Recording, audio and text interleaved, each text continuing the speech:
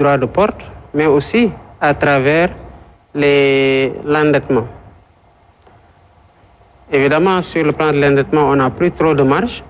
On est obligé encore d'y recourir, l'essentiel étant que nous travaillons à garder la signature du Sénégal crédible pour qu'à chaque fois que le recours au marché international ou sous-régional s'impose, qu'on puisse obtenir ce que nous voulons parce que nous le pouvons. Ces institutions-là restent des partenaires avec lesquels nous sommes en train de travailler, avec lesquels le Sénégal a travaillé pendant des décennies et des décennies.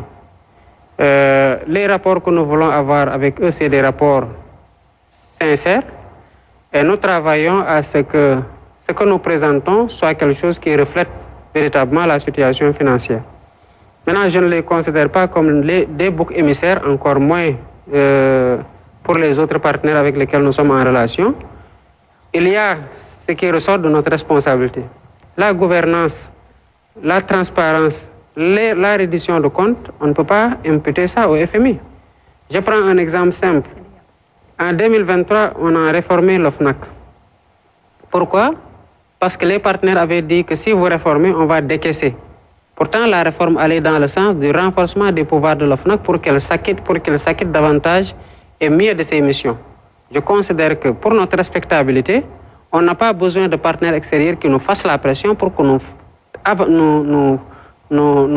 fassions des progrès sur le plan de la transparence et de la gouvernance, de la bonne gouvernance. Ça, c'est une question qui nous regarde d'abord, avant que des partenaires n'aient à nous dire il faut réformer pour qu'on puisse décaisser. Certaines conditionnalités heurtent notre conscience parce qu'on ne doit pas attendre qu'on nous les impose dans ce cadre-là. On doit les faire par nous-mêmes quand on considérera que c'est utile.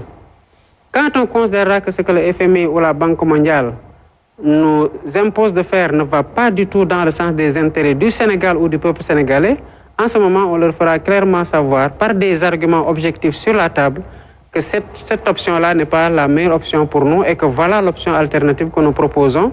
Et comme on l'a tout le temps fait en bonne intelligence avec eux, j'estime qu'ils comprendront et nous soutiendront dans cette démarche-là. Et quand le FMI dit que que le Sénégal est suffisamment liquide pour financer son économie, est-ce que cela signifie que vous avez hérité d'un pays où les finances publiques sont assainies?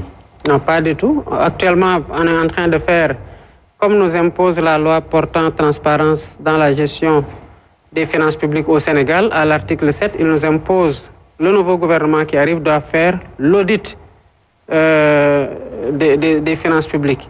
Et cet audit est soumis à la Cour des comptes qui valide les résultats ou fait les observations dont il faudra tenir compte.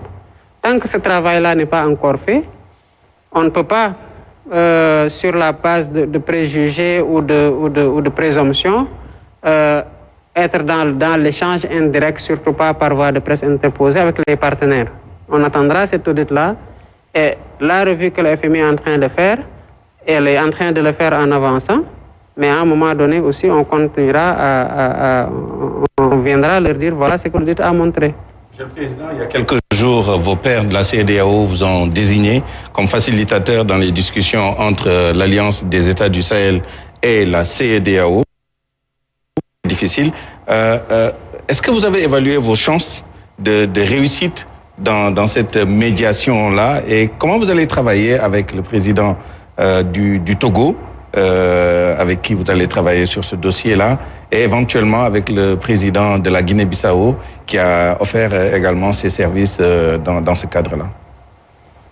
Bon, moi, j'estime que la situation de la CEDEAO est sous nos yeux. On ne peut pas la nier. Aujourd'hui, la CEDEAO est en difficulté. Il faut le reconnaître. Parce que quand une organisation qui est bâtie avec des objectifs d'intégration économique et commerciale, toujours en tout cas plus poussés, quand on voit qu'il y a des pays qui cherchent à sortir de cette organisation, on ne peut pas dire que l'organisation se renforce. Et quand l'organisation ne renforce pas, elle faiblit forcément. Je suis arrivé dans un contexte où ces trois pays-là ont annoncé leur départ. La période de préavis est en train de courir jusqu'en janvier. Notre responsabilité en tant que contemporains qui devons administrer cette situation malheureuse, c'est de parler aux uns et aux autres.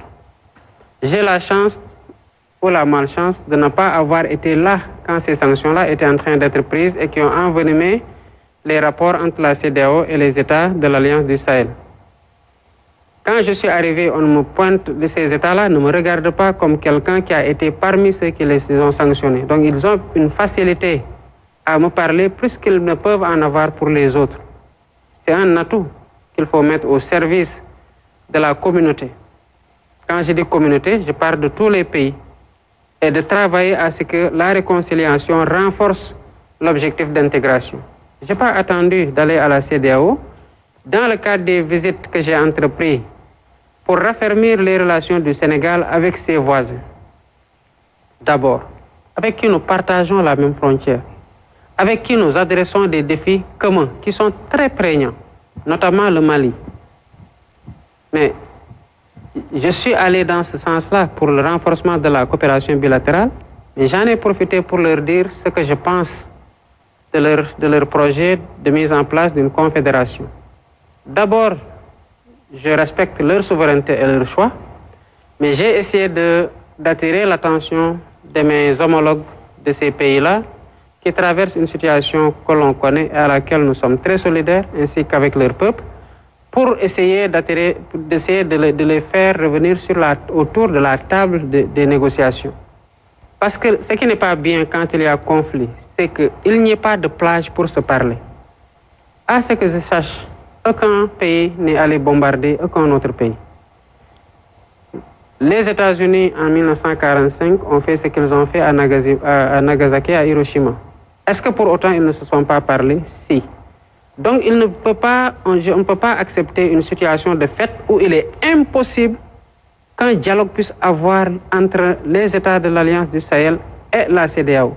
Cela n'a rien à voir avec la mise en place de leur confédération. Mais même s'ils décident de sortir de la CEDEAO, comme l'Angleterre a eu à le faire dans le cadre du Brexit, il faut bien que cette situation-là soit administrée. Même s'ils décident qu'ils ne reviendront plus jamais dans la CEDEAO, il faut bien qu'on discute de comment ils vont partir, qu'est-ce qu'ils avaient dans la CEDEAO qu'ils ne pourront plus avoir, et qu'est-ce qu'ils vont avoir dans le cadre de la coopération bilatérale. Est-ce que. Donc il y a énormément de questions à faire, à discuter. L'autre chose, c'est que même s'ils ne sont plus dans la CEDEAO, cela n'empêche que nous adressons aujourd'hui des défis communs, notamment le terrorisme, les trafics illicites, qu'il s'agisse de substances illicites ou d'êtres humains, ou d'autres défis que nous avons en commun. Mais ces défis-là doivent être pris en charge au sein de la CEDEAO et dans toute la mesure où on pourra leur en faire bénéficier, même s'ils ne sont pas dans la CEDEAO, qu'on trouve les plages de discussion et de convergence.